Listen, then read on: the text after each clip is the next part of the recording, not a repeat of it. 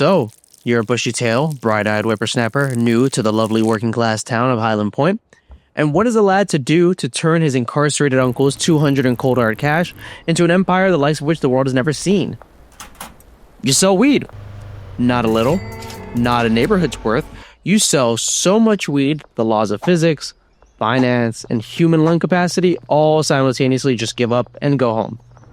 Welcome to Schedule 1, the only economy where gold is worthless, soda costs $2, and a single suburban dad can burn through $4,000 of kush between breakfast and bedtime. Schedule 1 is this initially gritty but a wholly goofy business building simulator. It just so happens that the business is illicit.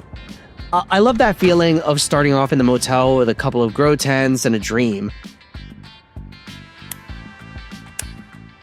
Working above Mrs. Ming's restaurant with my first packaging device, giving my poor, labor-addled fingers a break.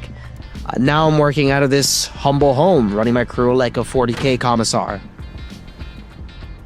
Alright, I've got all of this money I'm earning, and Uncle Sam says I can't make more than 10 grand a week. That's adorable. Anyways, let's go buy, a post office. Okay. We're just franchising those out. Like Chick-fil-A, huh? Anyways, $4,000 a day is what can be laundered. Alright, cool. That checks out. Some time passes, and I've got a whole dock warehouse worth of gainfully employed people. We've got so much of the stuff that we're pressing it into bricks, and now I have my first uptown customer and... Oh wow, that's a lot of product. It's a hell of a lot of money too. Got this much money to blow on this? To each his own, I guess. At this rate, I'm probably going to need to buy another business for money laundering, but let's check out this store called Blue Balls Boutiques.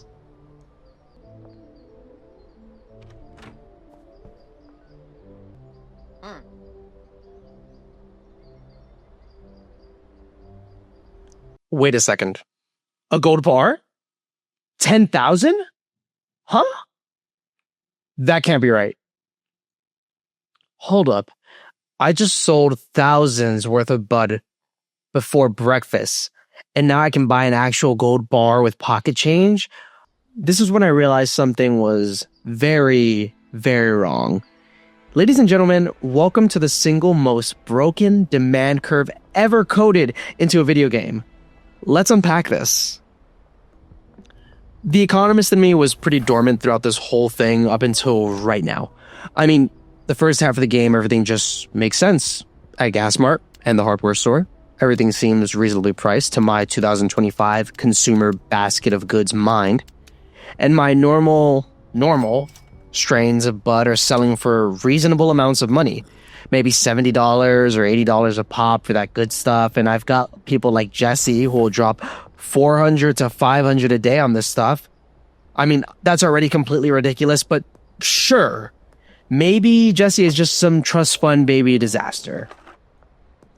And for the purposes of what we're about to talk about here, let's ignore the fact that I can make these strains that go over $100 a pop and can make you bald and leap bounds that would make King Braun blush. I can ignore all of that. The $100 strains, the baldness, the superhuman jumping, fine. I'm willing to suspend my disbelief. But then Michael Boog walks in, drops $2 grand on the spot like it's bus fare, and I'm thinking, what the hell? I do this trick 3 or 4 more times, 5 more times, I'm holding a gold brick. Stay with me a moment. You go down to the corner store, the bodega, if you will.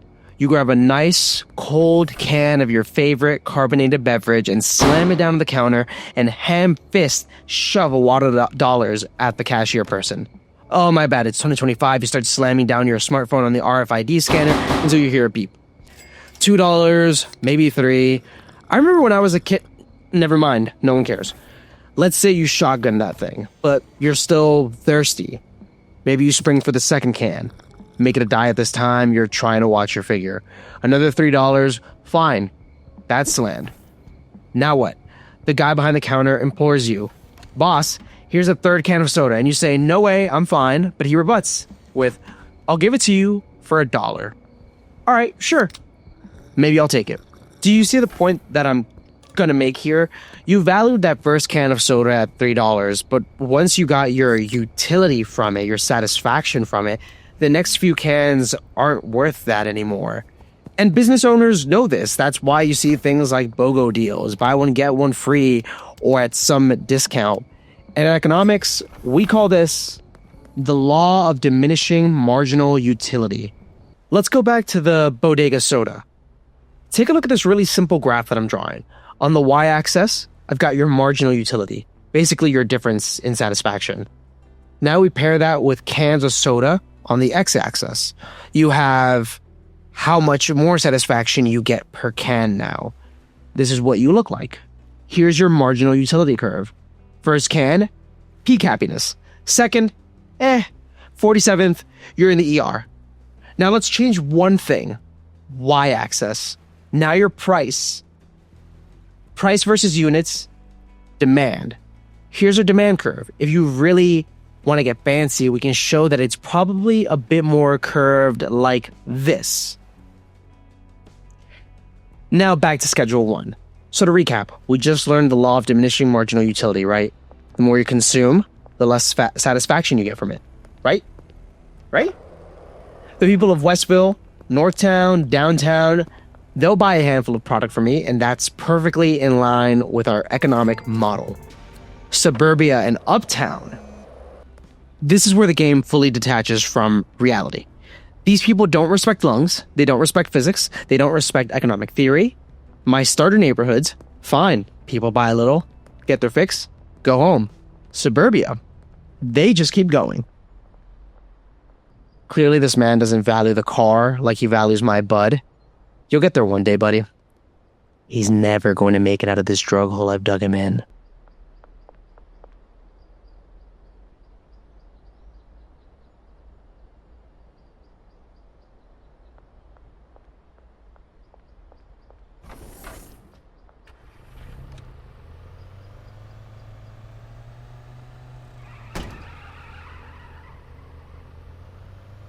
So clearly, in Hyland Point, people will more or less buy whatever you offer them, no matter how much, as long as they have the money.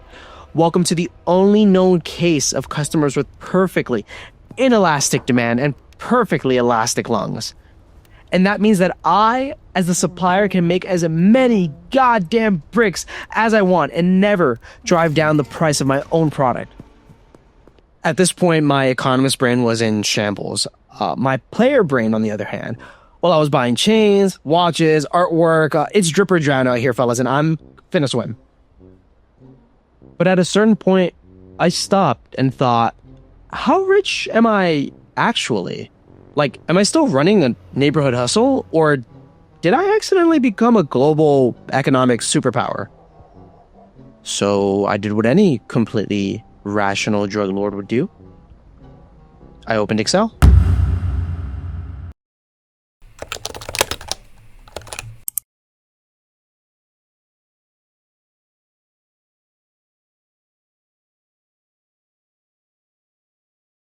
Now, one company does not make an economy. But as I was writing this, I was thinking, well, maybe I'll have to go around and tally up how much each customer spends on a daily basis and extrapolate out from there.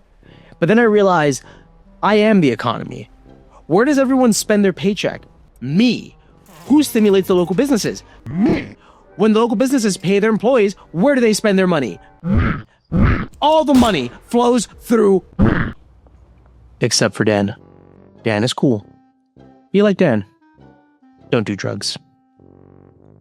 So screw it. Yeah, I'm making the executive decision that in this case, one company does make an economy.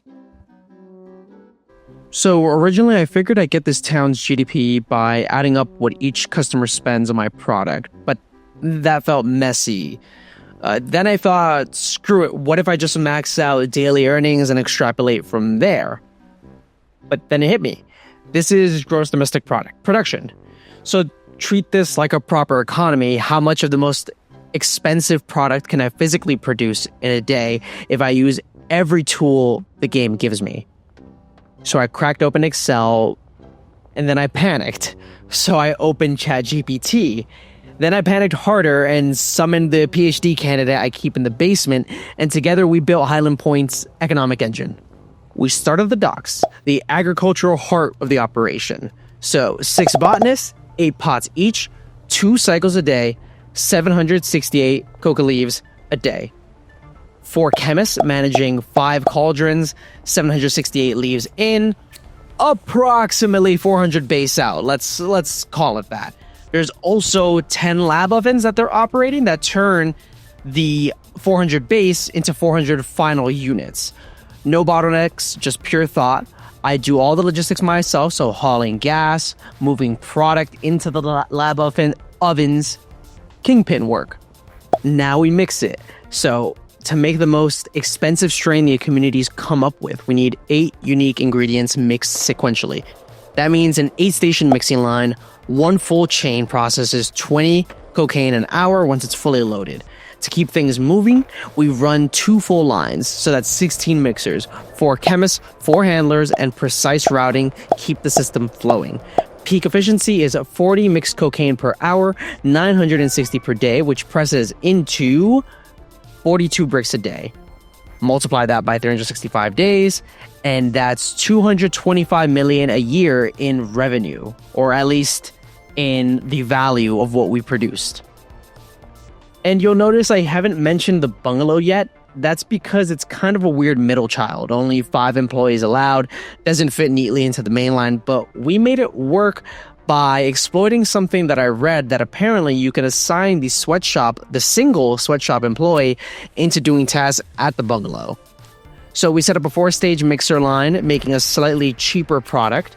Not elegant, but it adds up to about, and trust me here, 70 to 80 million a year to the bottom line.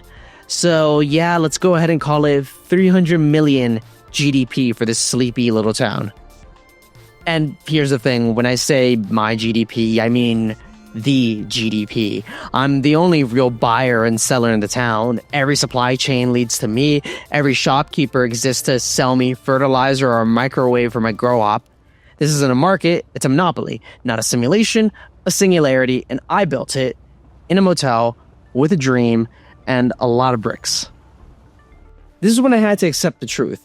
Schedule 1 isn't an economy, it's a singularity. There's no scarcity, there's no competition, there's no demand curve. There isn't even a limit to human lung capacity. I came here to run a small grow op. I left as the unchallenged god of a hyper-capitalist hellscape. And I haven't even touched upon the whole dynamic this reveals about the class struggles going on in Hyland Point. You've got the blue-collar crowd working at gas stations and barbershops under the weight of a chemical addiction, and the lucky few in suburbia stacking cash. Don't get it twisted, they're still under my thumb. But I digress. But what if we played around with this idea a bit more? I mean, I can't change the way the economy of the game works. I've never modded anything in my life. I don't count that handful of times I got the urge to play Skyrim, spent an afternoon modding the thing, only to never play because I got burned out from the endeavor. And I know I'm not the only one. So what if Schedule 1 actually followed the laws of economics? What if the demand curve wasn't broken? What if this wasn't a fantasy, but a market? And what if we were to suddenly flip the realism switch on? First, we hit demand saturation. Jesse, Geraldine, all the loyal regulars, they've had enough. They got their fix, stash is full, they're not waking up needing 12 joints before noon anymore. Remember that chart from earlier? We finally hit the part of the x-axis where the curve turns south, indicating that at this point in production, the customers just don't want more. They're done. So what do I do, rational kingpin that I am, now that demand is falling? I've got inventory stacking up in the warehouse and no one left to smoke it. Easy. I slash prices. Black Friday blowout bud bundles. I've got to move way before the warehouse becomes a tomb.